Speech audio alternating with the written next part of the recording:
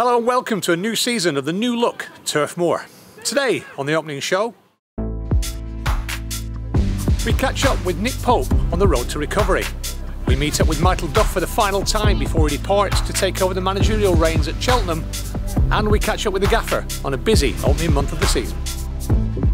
Nick Pope has had a remarkable 12 months, a Premier League debut, a call-up to the World Cup squad in Russia for England, and the lows of that shoulder injury that's ruled him out of the first half of the season. We caught up with Nick here at Barnfield to check on his recovery. Pressure here for Pope. Got there. Nick Pope's injured here. He's taken the bank. There was a high boot. He's in trouble, isn't he? Let's hope Nick Pope's okay. The highs and lows of football. Tom's injury gives you the chance. 11 clean sheets, England debuts. It's been an unbelievable 12 months, hasn't it? Roller coasters really just happened because it was all up and up before this. Really had a lot of good times last year and a lot of great results to be a part of. It was just everything for us went really well, and to finish 7th like we did. Oh, righty then! This is going to be a nightmare, this, isn't it? Do we infit as well, by the way? It would be a good start, wouldn't it? So, yeah, it's just in the World Cup in the summer, obviously, to top it off was unbelievable to be, a very small part of it. To be there out there with the lads was fantastic. Can you really believe it all happened to you so quickly? No, it's not really something that normally happens, I don't think. Normally it takes years of playing in the Premier League to get into the England side and make your England debut and to go to your first World Cup. But just the way it happened for me was I was in the team 9 months and the World Cup was that summer, and I think things fell rightly for me and it worked out for me, luckily. Just talk us through the emotions you went through on when you heard you were going to play against Costa Rica. That must have been... So I just found out the night before, really. So just late in the evening, a goalkeeper coach kind of spoke to me and said, tomorrow, be ready, make your debut at some point in the second half. So not much sleep like that then? No, not really. No, it's just you're just buzzing really. So you get to obviously ring up and tell all your friends and family to get in the car and drive up and come to the game. So it's just to share that with them. It was great, and then obviously the game went really well and to plan and then to share it with everyone afterwards as well was unbelievable. Although the injuries, you could say, is bad timing as well. If it had happened at any point last year, then I wouldn't have gone to the World Cup and I wouldn't have had an England cap. So I think it's important to be level-headed and realistic with how things work. Although it was unlucky how it happened, it's just part of football, and things that do happen in football are injuries. So it's something I've got to get on with it. You would have gone to the World Cup, I guess. Don't want to put words in your mouth, but I would imagine you'd probably thought it was a slim chance of getting action in the World Cup because of the 3 keepers that were there and the number of games you got to play. I suppose when it gets to the playoff game, then you might think, hey, I might have a bit of a sniff here. Yeah, maybe, but there's something that's down to the manager, something that's out of control. I was just training as well as I could every day, and I took a lot out of the experience without playing any minutes. I felt, getting to train with them players for that amount of time, was something that, is a great learning curve for myself. So. Without playing the game, I still enjoyed the whole experience, with how well the country done as well, and how well winning the games and winning on penalty shootout, and to be a part and around that squad at that time was special for me anyway. How different is the experience of being with an England squad than being with the camp here, with the lads here? Well, see, with England, it's a short term. You're only together a short term. You're not in a 3-year contract, but. Obviously, when you go to Russia as well, you're on the same site. You get to spend all that time with people in the evening after training, so you only train kind of morning to mid-afternoon time, and then obviously you have a lot of meetings in preparation for the games, but there's also a lot of time to fill and to have each other's company as you like. But also for me, I didn't know any of the lads going in really. I had a small time with them in March, but there's no other Burnley players, so I had to kind of, it's kind of like meeting new people really, but to be part of the squad, they're all terrific, great characters, no bad eggs or bad egos, so it made it really easy for me to, fit in and, have a great tournament. And then you come back here and you're going to renew your rivalry with Tom because he's fit again, and lo and behold, Aberdeen happens. It looks, when we watch the footage again, looks as though Tarks has done you at the end, which I'm sure he's never lived down since that moment. Yeah, he sent me the picture afterwards actually saying, I think that was my fault. So it was 50-50 and their striker was going for it. It wasn't just me and Tarks, it was just one of them and the freak of how it happened and where my arm unnaturally went and just popped it out the front. I heard you got a liking for morphine in the hours after that, did you? Yeah, fantastic. Yeah, that kept me going. Obviously, because you're just in extreme pain at that time. It was those 4 attempts of trying to pop it back into the socket which was something I've never experienced, and pain I don't think I've ever experienced either. So to have that relief kind of 20 minutes later was, yeah, thankful.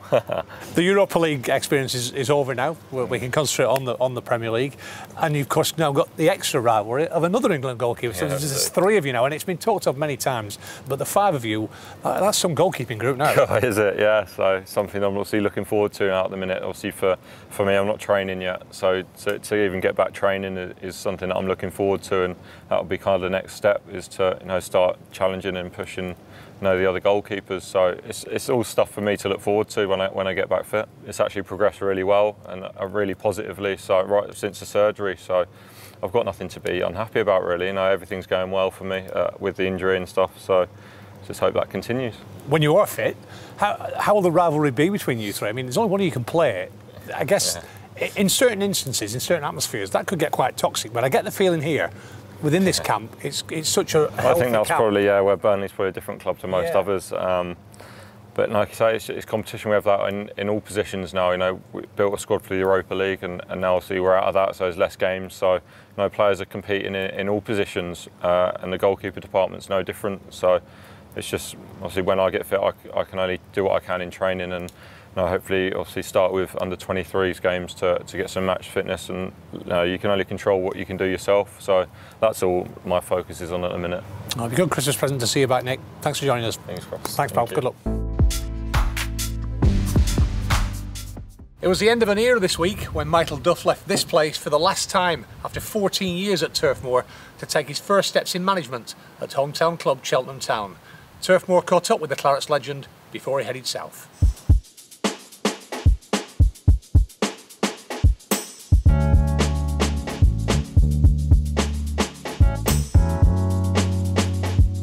Well, Michael, we've done a few of these over the years. Sadly, this is the last one, but for all the right reasons. A big career move for yourself. Just, you're back here saying goodbye to the lads, here for the last time, maybe forever, maybe we'll be back one day. What are your thoughts today? A bit weird, really. It's sort of mixed emotions, because taking the job, it was a long, hard, thought-out process, because leaving this wasn't done on a whim. It was a long, thought-out process with friends and family, but ultimately we decided that it was the right thing to do. Sort of step out of the safety net, really. So it's saying goodbye to the lads. It's a little bit weird, because some of them I knew, some of them I didn't know, but the staff have been great. So and I needed my boots as well, so that's why I came back. So you're going for the right reasons, and you'd said to me previously you've been preparing for this moment for quite a long time. You're going to be the manager of Cheltenham Town. It's what you want to do the next stage of your career. Yeah, it's been an ongoing. It's not just I've not just woke up and when I want to be a manager. It started 10 years when I'd done my knee. I got told I was finished. So that was at 29, I think it was. So that was the moment when almost like the light bulb was, well, what am I going to do when I finish? And that's sort of.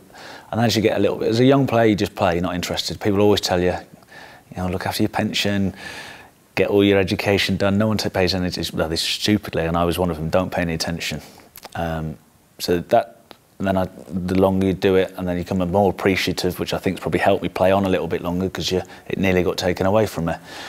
But whilst that was all going on, I was getting all the badges and started storing knowledge, started watching things slightly different, and then luckily, obviously, getting to 38 and having 2 promotions in the last 3 years of that, you're watching particularly the manager, how he delivers presentations, how he conducts himself in interviews, what works in training, what doesn't, making notes and all those sorts of things, just for this moment, really. And it's not jumping at the first job that came at you, but it ticked a lot of boxes. An opportunity to take the family home.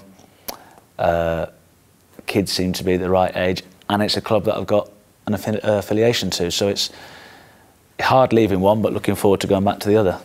The only player to have, Burnley player to have 3 promotions to the top flight, which is a fantastic personal accolade and a collective achievement. And when you came in 2004, I presume that wasn't at the forefront of your thinking? No, I just wanted an opportunity to try. I was a League 2 player. I'd played in League 1, but a League 2 player, and I just wanted the opportunity to try and make it, or just to try and play in the Championship, not even at the top end, bottom end, just to get in the Championship. So to have the first, all 3 promotions, it was unbelievable, really. It's definitely not expected. I don't think anyone at the club you go and ask a supporter in anywhere at that moment, then you're going to tell them what happened. 3 promotions, your Europa Cup campaign, although I wasn't involved in that, but I was at the club. I think that everyone would have said that you'd be taking you off in a straitjacket somewhere. Because they were tough early years, weren't they? As you say, you didn't come to a club that was really on the up. Financial difficulties at the time, you know, it was a slog in those early years under Steve Cottrell, somebody I know who was a big influence on your career. Yeah, it was completely stripped back. Like you said, it was stripped back and ground zero almost, and it took a little bit of time, and the group got gradually better and better and better, and Steve actually put a good group together. Then Owen came in and added a couple of your Martin Pattersons and the changing room. It was just like the mix of that year was, with the cup runs and everything, we just seemed to be a good cup team. We didn't quite make it in the top 2, but it was a good experiences there. Unbelievable year, really. And then the other 2 promotions, obviously, were amazing. I think you modestly said in one bio you'd made a career out of heading the ball. I think that's putting yourself down a little bit. Well, I'm sure it is. I don't know. I mean, nearly 400 games for Burnley. That's no mean achievement, given where the club had gone to. You must go back on that with some pride. Oh, it's nothing but pride, nothing but good memories. Someone just said, what are the ups and the downs? There was downs along the way, but they're far outweighed by the highs.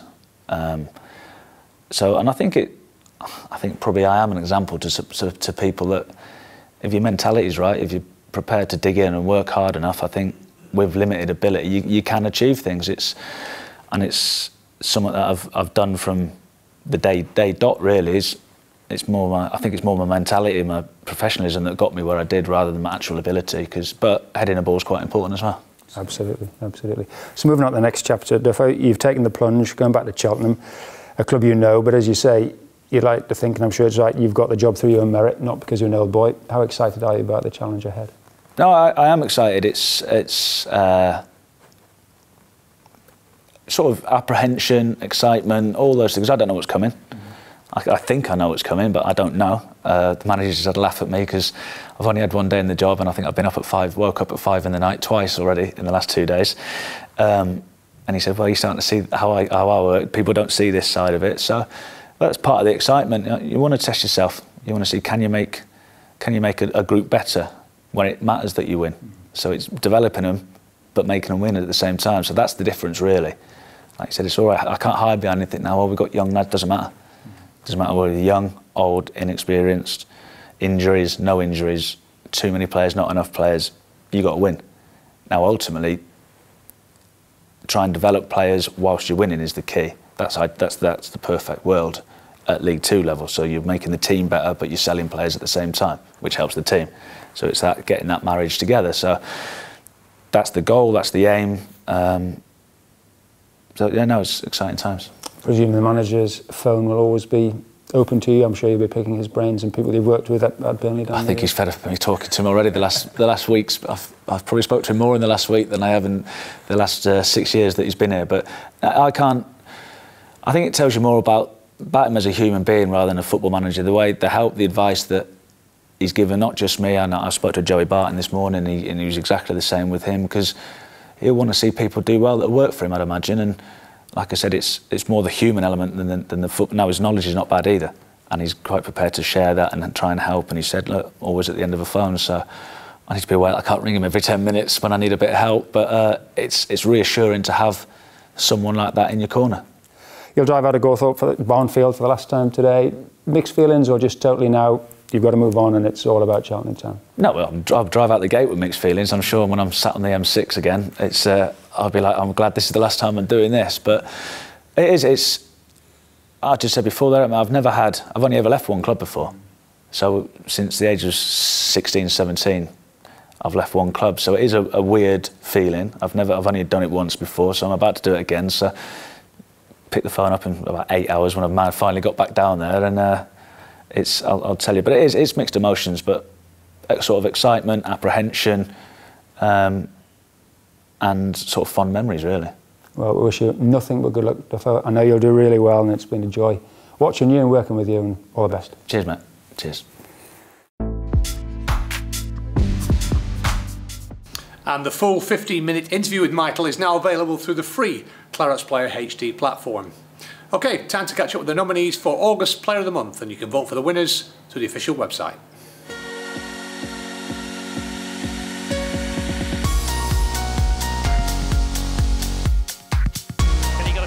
here, he can. Great ball!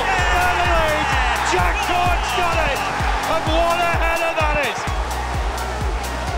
Cork takes it, and in! Jack Cork! Oh, what a finish!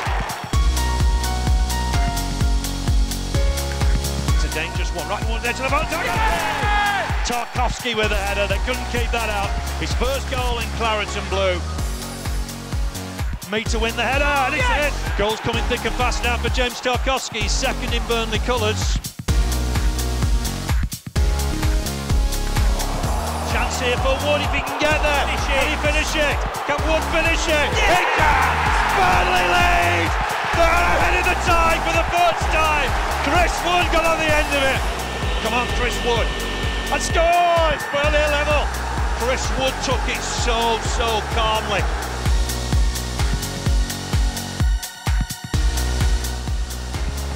It's off the line by the Clarets. A great header, to be fair, off the line. It's a great long ball over the top, wasn't it? Won it Westwood, done well here Westwood. Can he find the man? Into the middle looking for Wood.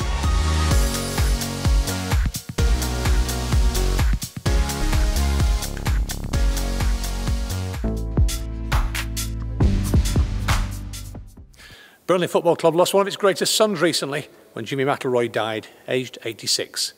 Fittingly, Jimmy made his last journey from his beloved Turf Moor to his resting place and was joined by hundreds of mourners and supporters lining the path to pay tribute to one of the greatest. Oh, he's the best player Burnley have ever had. I was in the stand after him. It's just proud of the guy. He was probably Burnley's best player ever. It was a privilege to play with him. He was one of them, he made a run, and all of a sudden the ball was there. You know, he was that type of player, he was that good. Each generation has their stars and favourites, and he's managed to cover more than one generation. So he's been a very important part of the club for the last half century. He was lovely as a man, he was very easy to get on with. He wasn't big-headed or anything like that, although he was the best player, by far the best player. I think everybody looked up to him. Jimmy McIlroy and Danny Blanchard were the most beautiful footballers that you could ever see on a pitch. They were artists. When I played football, I was Jimmy McIlroy. He symbolises everything that Burnley the town is. He was a humble guy.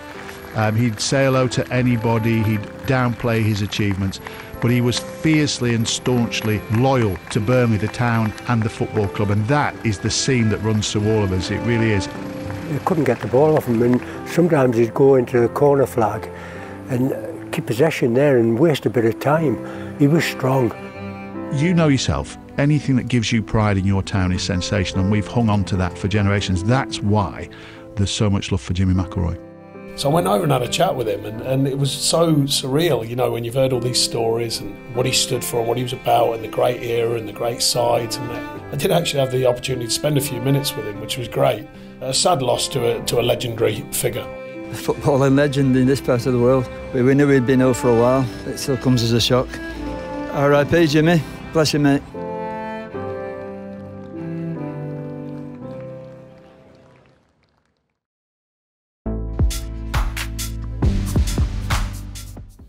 Finally, it's been a busy opening month of the season with the Clarets juggling European and domestic fixtures. We caught up with first team manager Sean Dyche to reflect on a crazy few weeks.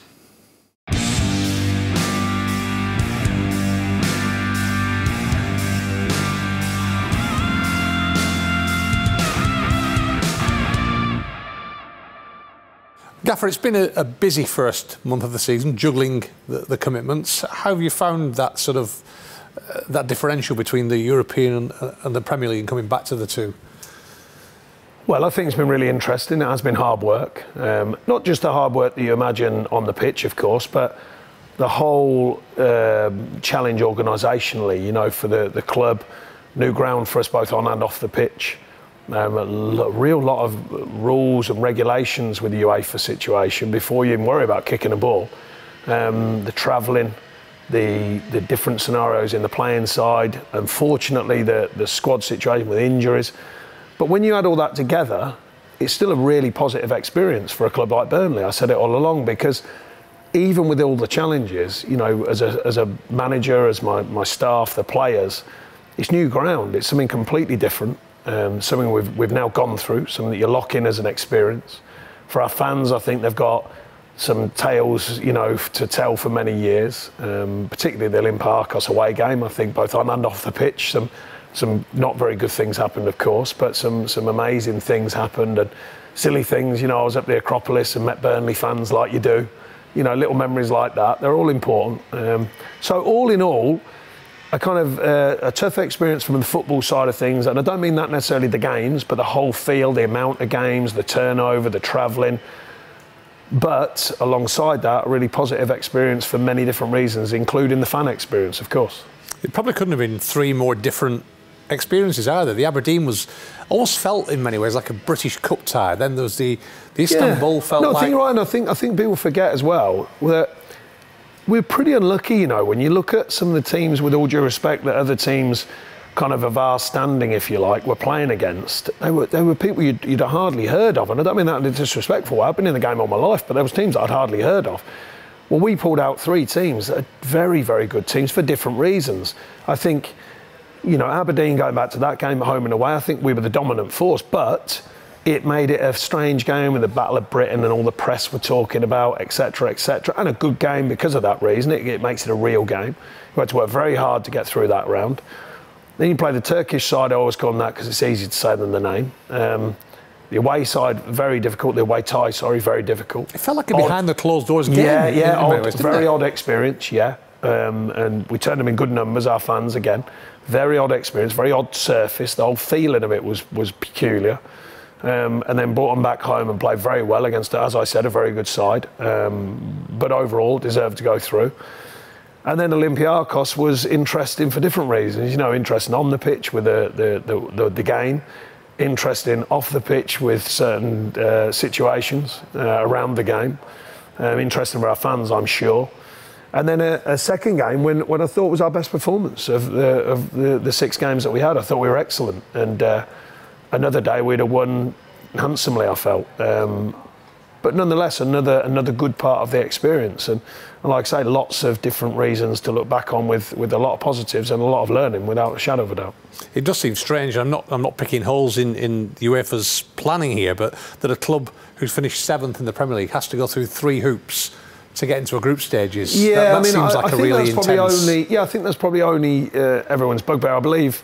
I think I mentioned it after the game at Aberdeen. I think it was something like, I think my facts are about right, it was like when Sir Alex won it, there was 5 games, I think 5 rounds they went through. Well, we'd have had to play 21 games to win it. I mean, that's incredible when you think of it like that.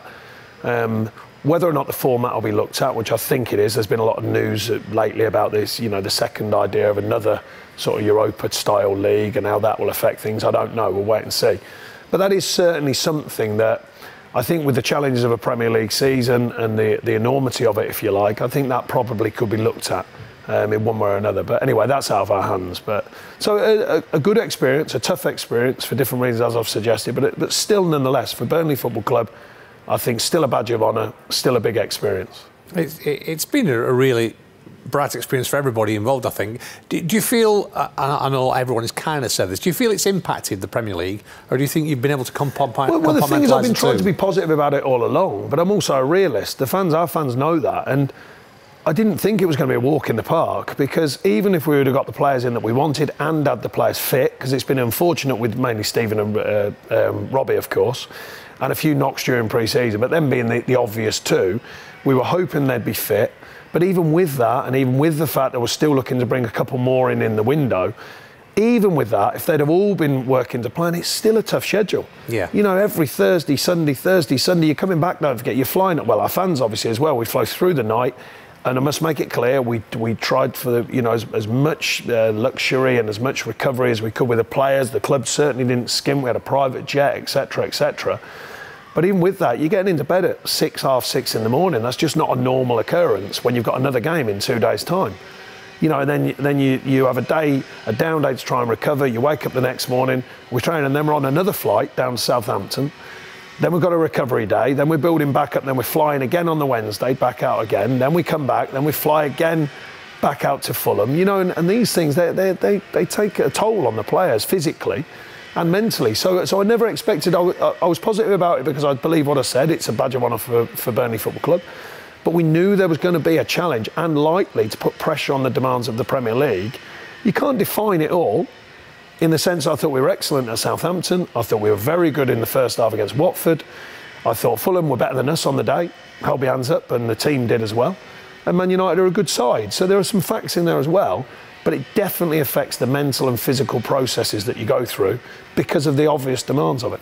And in closing, Gaffer, here we are at Barnfield. What being out of Europe has allowed you to do now, I guess, is get back. Your creature's habit in many ways. You can get back to doing what you do, which is getting the players on the training ground. That's been a real problem for you, trying to get that time that's in, right, isn't it? And that's another element probably I didn't add in was your training time is limited because you're mainly recovering and playing. So your actual work with the team, and of course don't forget changing the team to try and get a spread of players, you know, playing at the right times, getting enough rest. The windows to work with that side and make it as kind of streamlined as possible to deliver a performance are so few and far between. What it has done though, it has given me a really good eye on why big squads are needed.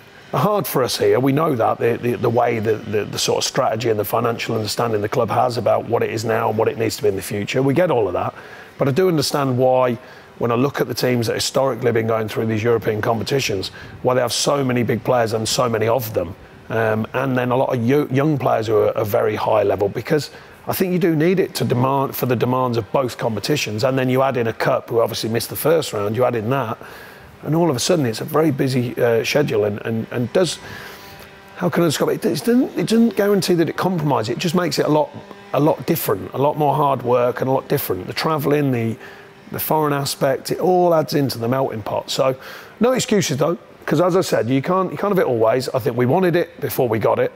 We got in it and we wanted it. The team performed against Olympiacos like everything to try and win that game, to go through. So it's not like the team were not performing to try and not go through. They gave everything. And the fans, by the way, backed the team to the hilt. Didn't quite happen, but now we're back to what you'd call a more routine feel. Obviously beyond the Wolves game with the Sunday game, but generally speaking, back on the grass with the players, a lot more time to work, and that balance between rest, of course, mental and physical rest. And we get ready to go again. And to end, you got a nice picture of the Acropolis. Doesn't get any better than that. Of course, yeah. Some of the Burnley fans with me, who I met at that occasion. But no, they're little important memories. You know, we've had so many good times and more to come. There's another couple on the journey we've had in Europe as well. Reflections from the Gaffer there. And that's all from today's show. This weekend, Burnley are back in Premier League action away to Wolves. And we'll leave you with a few goals against the Old Gold. Comes in, header, goal! Ian Moore! Amazing!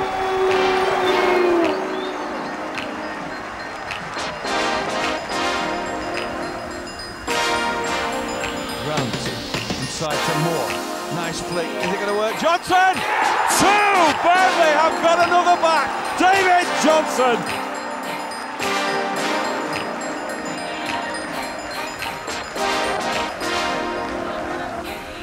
He's got away from Oliviano for the moment. Feeds Kamara. Kamara going to cross it. Not a bad effort. Might fall for Robbie Blake. Chance for Robbie Blake. He's dumped it all. That's the equaliser. Guess who? Robbie Blake. Metres with the ball for inside the penalty area, dealt with initially, then Alexander on the follow-up, and Burnley are back in business. Stephen Thompson gobbling up the pieces. Well, now we have a game on, don't we? They're right back in it, Burnley.